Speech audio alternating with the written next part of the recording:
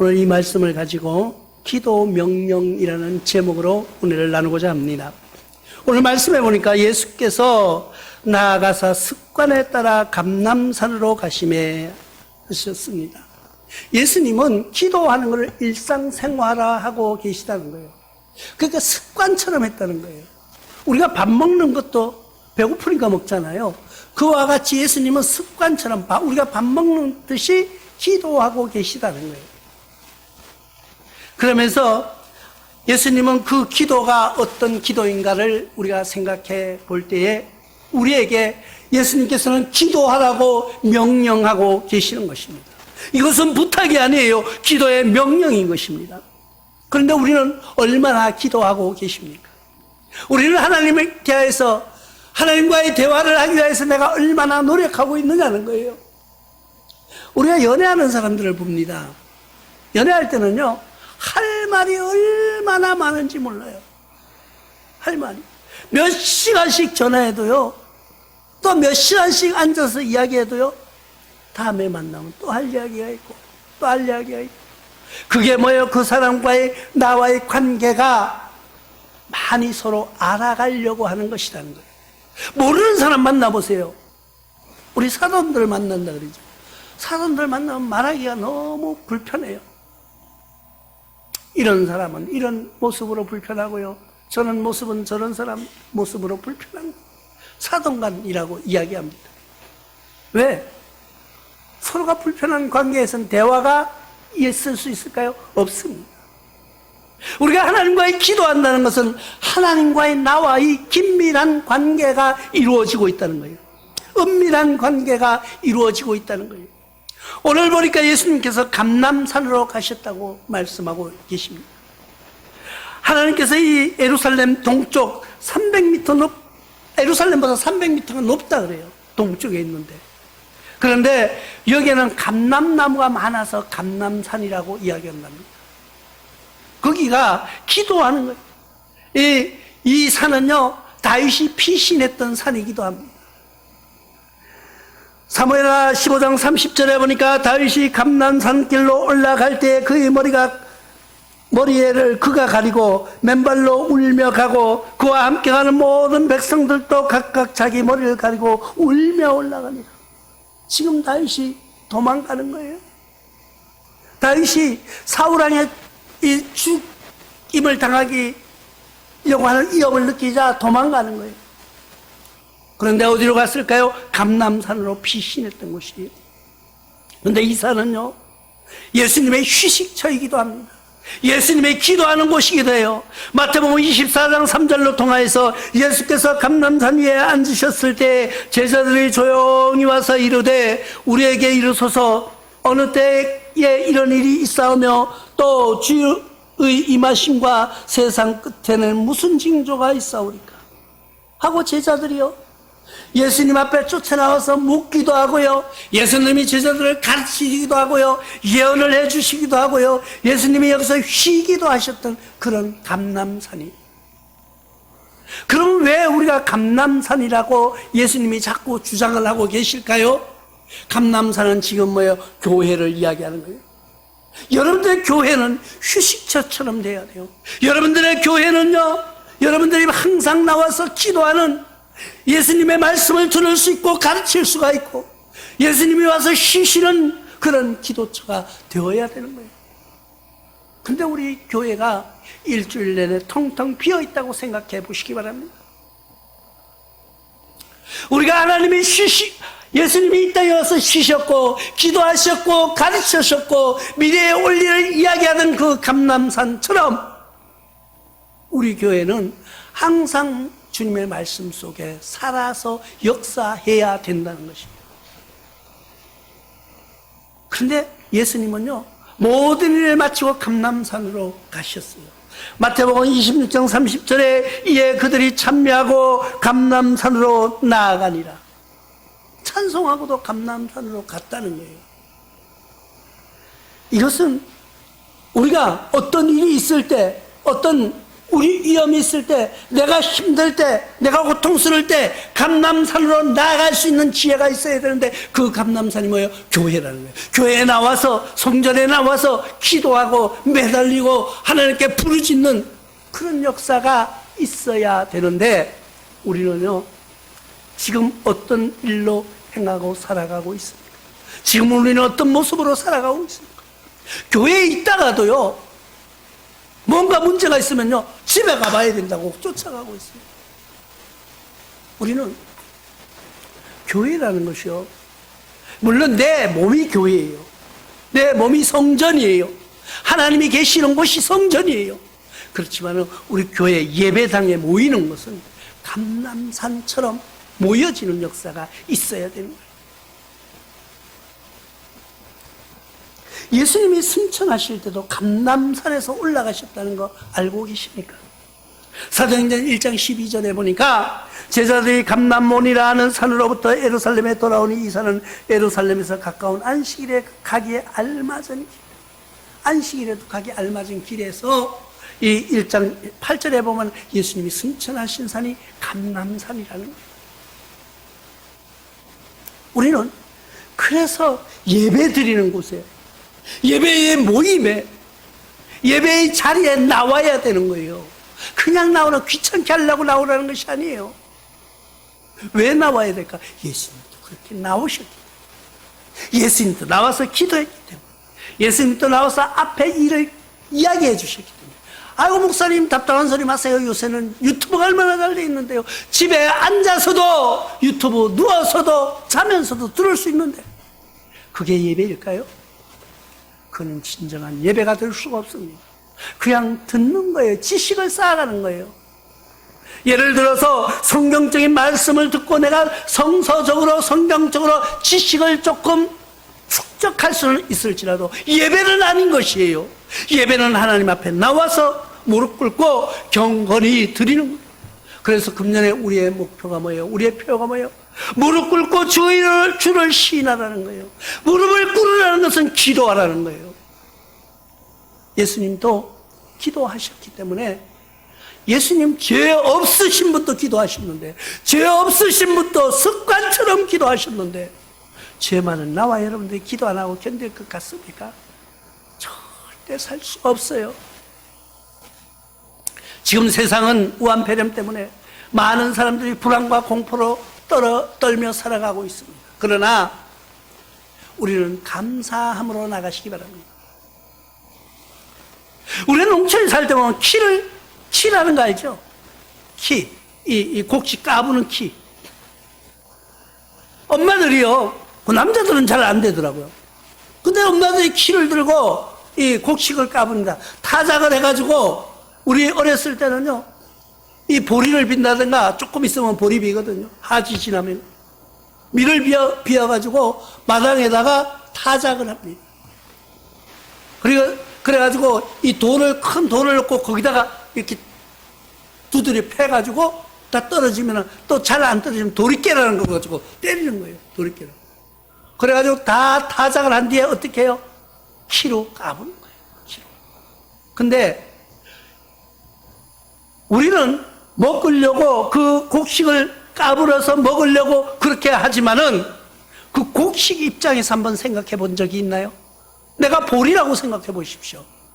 내가 보리밭에서 열심히 추운 겨울에 그 추위를 견디고 살아남았어요.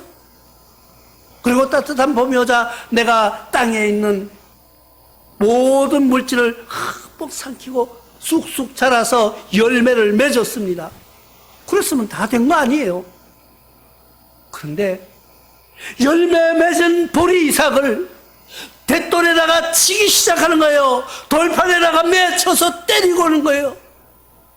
그랬으면 됐지. 또 그것을 어떻게 해요? 도리깨로 또 때리는 거예요. 또 때리는 거예요. 아직 덜 깨졌다고. 아직 덜 떨어졌다고. 보리 입장에서 보면 억울해요.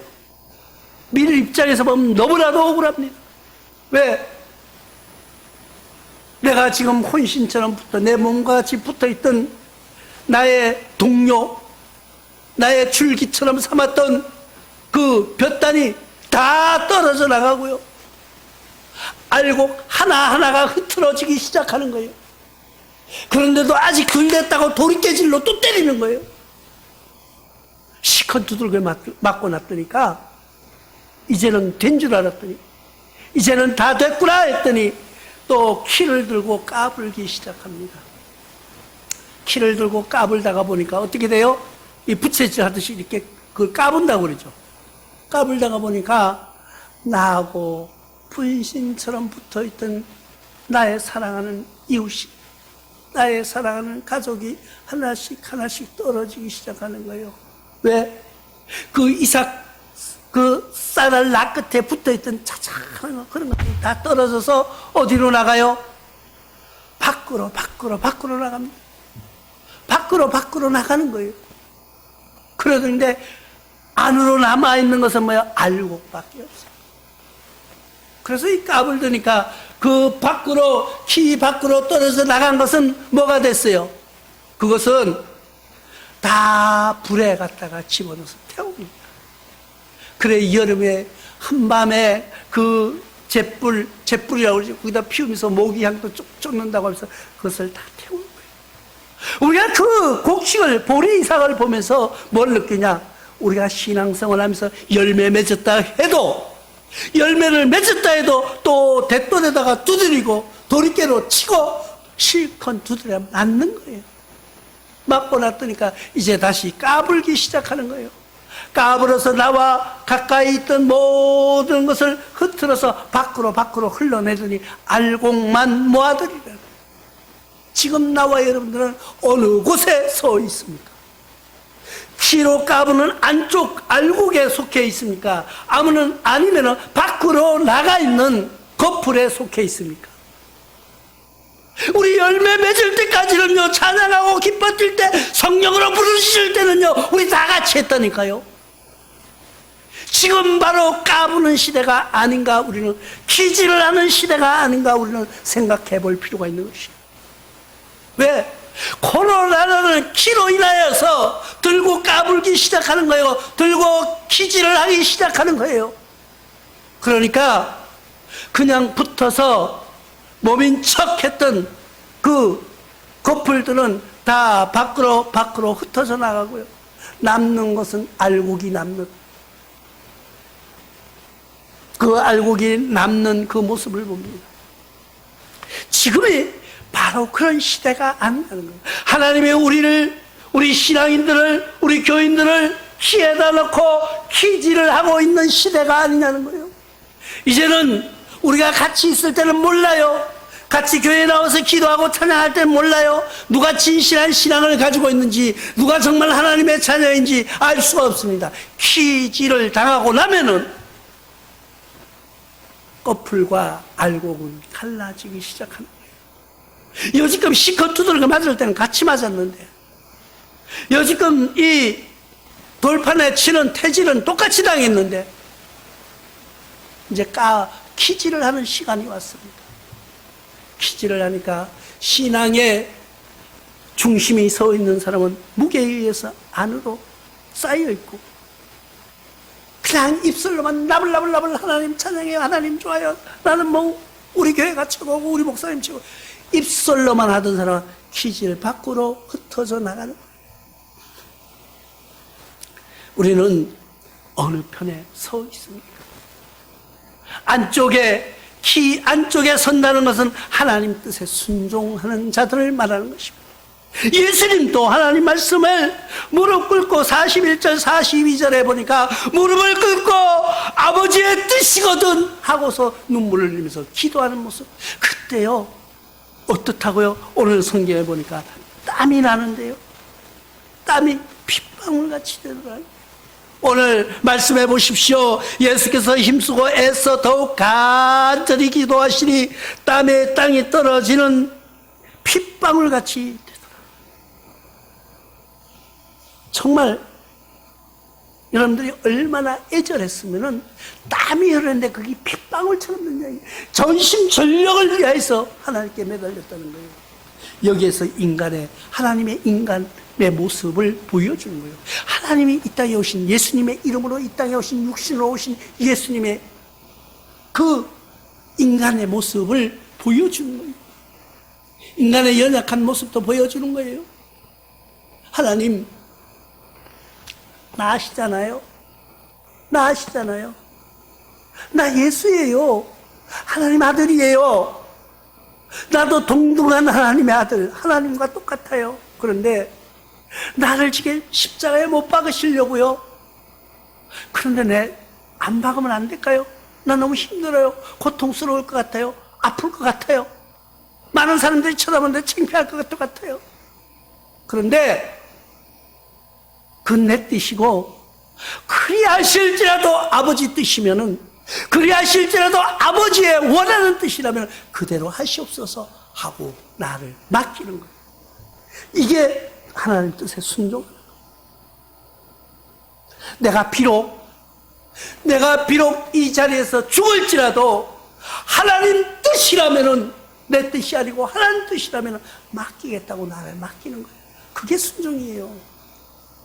순종한다니까 입술로만 그래요, 네, 하나님 말씀 들을게요. 목사님 말에 순종할게요. 뭐가 순종이에요? 예를 들어서 우리가 이거 좀 합시다. 교회에서 이런 일이 있는데 이걸 합시다. 그래, 해야죠. 목사님 뜻이니까 해야죠. 그래 놓고 나는 순종했다고 하는 거예요. 그건 순종이 아니에요. 합시다 하는 것이 순종이 아니에요. 합시다 하는 것이 아니고, 목사님 뜻대로 하세요. 이게 순종이에요. 합시다 하는 건 내 뜻도 있다는 거예요. 내가 반대할 수도 있다는 거예요. 내가 노라고 할 수도 있다는 거예요. 순종이라는 거는요, 내 뜻이 전혀 드러나지 않고 오직 주님 뜻대로, 아버지 뜻이거든 아버지 뜻대로 나는 굴복하겠습니다 하고 엎드리는 것이 순종이에요. 근데 우리는요, 순종을 잘 하지 않으려고 합니다. 예수님께서는 우리 보고 형제 자매라고 말씀하고 있는 것입니다. 형제 자매, 어떻게 형제 자매가 될 수 있어요? 어떻게 그 이방인들하고 예수님하고 형제 자매가 될 수 있느냐는 거예요. 나와 여러분들이 어떻게 하나님으로 오신 그 하나님에서 예수로 이 땅에 육신의 몸을 입고 오신 그 위대하신 분과 형제와 자매가 될 수 있느냐는 거예요. 도저히 될 수가 없는 거예요. 그런데 예수님께서는 나와 너희가 형제 자매라는 것을 분명히 말씀해 주시는 것입니다. 어디를 통하여서? 마태복음 12장 50절을 통하여서 이렇게 말씀하고 계십니다. 누구든지 하늘에 계신 내 아버지 뜻대로 하는 자가 내 형제요 자매요 어머니이라 하시더라. 예수님이 이 육신의 어머니가 오신 거예요. 그러니까 십자가에 달리기 전이죠. 예수님은 엄마가 지금 찾아오셨어요.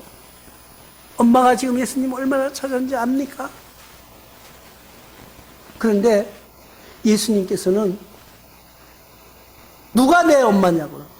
누가 내 엄마예요? 그렇게 묻는 거예요.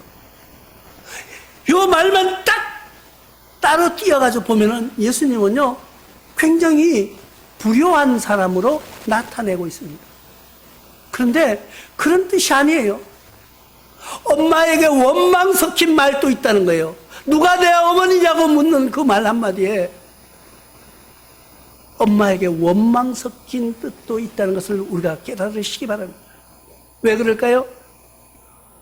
누구도 몰라도, 누구도 알 수 없지만 엄마는 알 수 있는 거예요. 여러분들, 요즘 세월이 발달돼서 많은 사람들이 또 가끔은 뉴스에 보면은 불륜으로 인해서 저기 친자인가 아닌가, 내 자식인가 아닌가 확인하는 유전자 검사라는 걸 해서 유전자 검사가 나면은 99.9% 해가지고 이거는 당신 자식이요 아니요 이렇게 판결하는 거예요. 근데 의사보다가 잘 알 수 있는 사람은 누구예요? 낳은 엄마예요. 엄마는 알 수 있잖아요. 그 임신할 때 내가 누구와 있었는가를 자신은 알 수 있잖아요. 뭐 물어보냐는 거예요. 근데 예수님이 잉태하시고 이 세상에 오실 때 예수의 어머니는 예수가 누구라는 걸 알고 계시잖아요. 자기가 자기 남편과 사랑으로 맺어진 사람이 아니라는 걸 알고 있잖아요. 그러면 예수가 누구라는 걸 알아요. 예수는 하나님이라는 것을 알고 있는 거예요. 성령으로 잉태되었다는 것을 예수 어머니는 알고 있는 거예요. 근데 아들이 인간적으로 생각하면서 아들을 찾으니까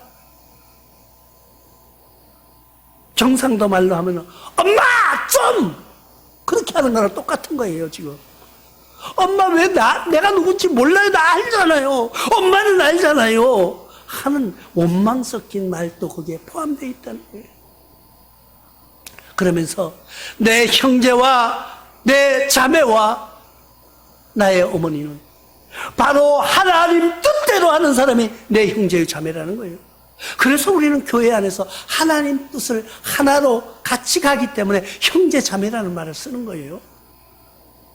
형제 자매라는 것이 그렇게 쓰는 거예요.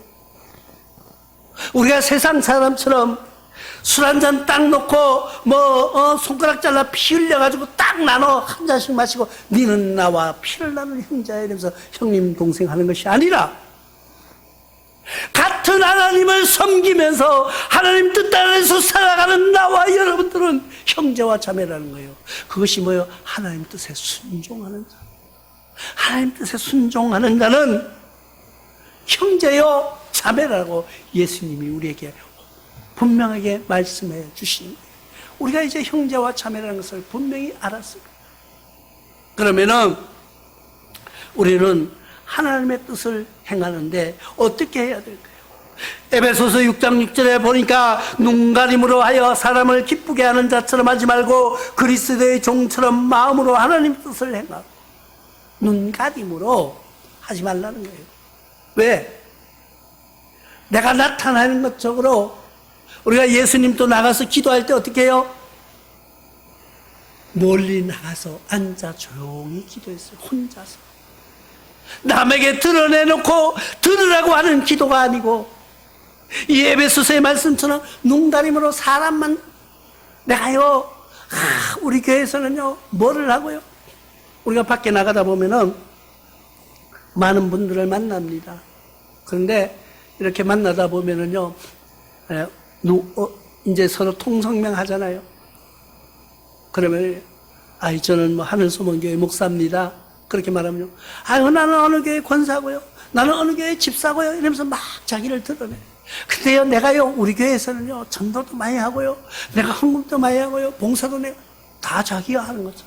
그건 모르잖아요. 저는 모르죠. 그러니까 그 사람 말만 들어요. 그런데 그 사람이 그렇게 한다고 내가 그 사람을 대단하게 보는 건 아니에요. 왜 그럴까요? 하나님이 아시기 때문에. 내가 알아주는 것이 아니에요. 그러니까 밖에 나와서 내가 뭘 한다고 말 많이 하는 사람 자꾸 자기 교회 가보면요. 아이고, 엉터리. 그런 사람이 너무 많아요. 세상 사람들도 똑같아요. 밖에 나와서 큰 소리 뻥뻥 치는 사람 있죠? 집에 들어가면 문 열 때부터 조심스럽게 해요. 마누라한테 혼날까봐. 그런 사람이 나와서 큰 소리는 친다. 나와서 큰 소리 치는 사람 별 볼 일 없어요. 그래서 우리는 눈가림으로 사람을 기쁘게 하지 마요. 사람 기쁘게 하려고 신앙생활 하는 것이 아니에요.